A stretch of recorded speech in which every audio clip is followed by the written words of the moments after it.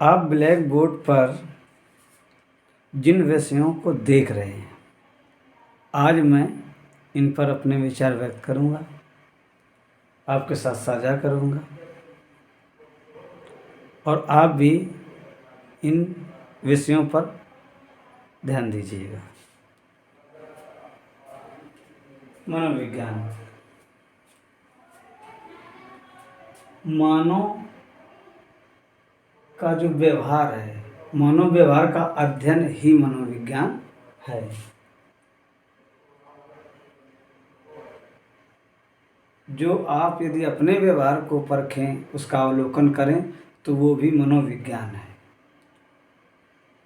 आप किसी के व्यवहार का अवलोकन करते रहें, इसके बाद कोई कॉमन व्यवहार निकालें जो लगभग सब पे लागू हो, बस वही मनोविज्ञान हो जाता है, वही नियम सिद्धांत हो जाते हैं।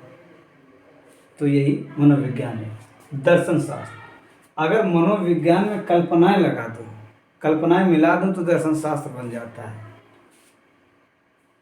मनोविज्ञान यानी इसको हम वास्तविकता भी कह सकते हैं, और जैसे ही कल्पना मिला देंगे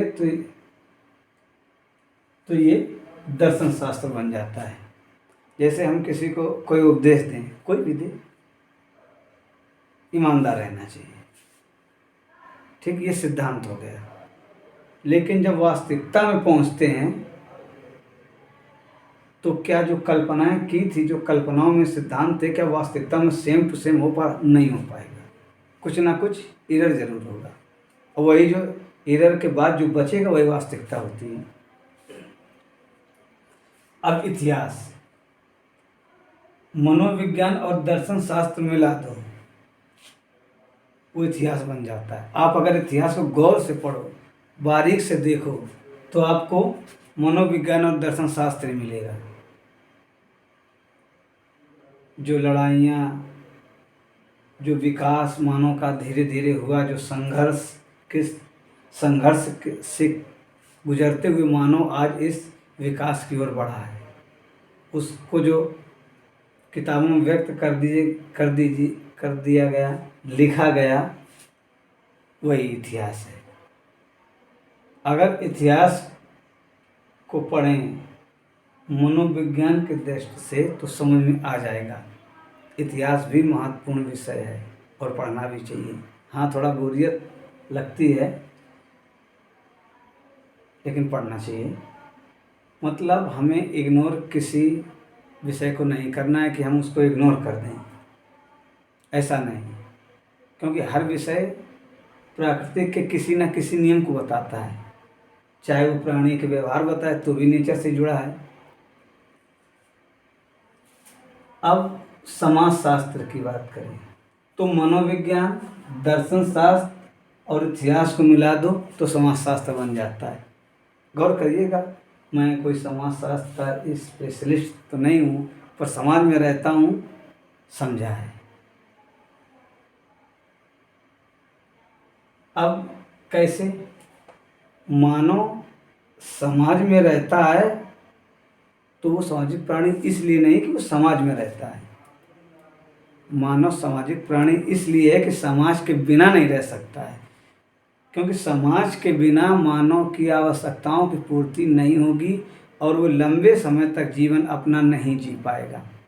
हाँ, कल्पनाओं में आप जी सकते हैं, कल्पनाओं में आप जी सकते हैं। और थोड़ा सा उदाहरण देना चाहता हूँ कि मान लो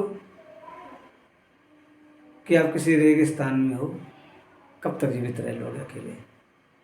चलो ठीक है, अकेले चलो 2 लोग हो जाओ, कब तक जी लोगे? अधिक लंबे समय तक नहीं जी पाओगे। चलो एक परिवार को रख लो, क्या एक परिवार लंबे समय तक जीवित रह पाएगा? नहीं। समाज की ज़रूरत होती है, क्योंकि बहुत सी आवश्यकताएं होती हैं। कैसे हम अपने शरीर की रक्षा बीमारी से कर पाएंगे, प्राकृतिक आपदाओं से कर पाएंगे, जीव जंतुओं से कर पाएंगे, इसलिए समाज की ज़रूरत होती है। तो ये हमारे जीवन को प्रभावित करने वाले विषय हैं, और जितने भी विषय लिखे गए वो हमारे जीवन से ही संबंधित होते हैं। पढ़ाई इसलिए जाते हैं कि हम इन्हें समझें और अच्छी तरीके से समाज में रहें, इसीलिए ये विषय पढ़ाए जाते हैं। मैं उम्मीद करता हूँ कि आपने इन विषयों को समझा होगा। हाँ, मेरी बातें अटपटी लगी होंगी क्योंकि मैंने कोई परिभाषा नहीं लिखी है, लेकिन इन विषयों की बारीकी में जब मैंने अवलोकन किया बारीकी रूप से, तो हमें यही दिखता है। हाँ, हमें गलत भाई दिख सकता है, आप अपने हिसाब से सोच सकते हैं, और मैं ये बिल्कुल नहीं कह रहा हूँ कि आप हमारी बातों पर आंख बंद करके भरोसा करें। आंख बंद करने का मतलब बुद्धि बंद करके, कि बिना सोचे समझे मान लिया। मानिए बिल्कुल नहीं, बिल्कुल आप स्वतंत्र हैं। माने ना मानने के लिए आप बिल्कुल स्वतंत्र हैं। जब तक ना मानिए, जब तक आपको ये सही महसूस ना हो, और लगभग मैं महसूस ही शब्द का इस्तेमाल करता हूँ क्योंकि अंतिम चीज़ फीलिंग ही होती है। आप माने या ना माने, फीलिंग से पहले आवश्यकता होती है कि शरीर को जो आवश्यक हुआ वो फील किया, फिर विचार में बदला, फिर विचार भाषा में आ गया, फिर व्यक्त कर लिया। ऐसे तो आप इनको समझिएगा। इसके पहले जो विषय बताए उनको भी समझने का प्रयास कीजिएगा। जो मानसिक समस्या पर मैं बता चुका हूँ उस पर भी समझने का प्रयास कीजिएगा। अभी हम इसकी बात कर रहे हैं, इसकी कर चुके हैं, यानी मानसिक समस्या की बात कर चुके हैं। प्राकृतिक समस्या के विषय में हम बात कर रहे हैं, और आपने सुना, अपना टाइम कीमती बर्बाद किया, इसके लिए मैं धन्यवाद करता हूँ।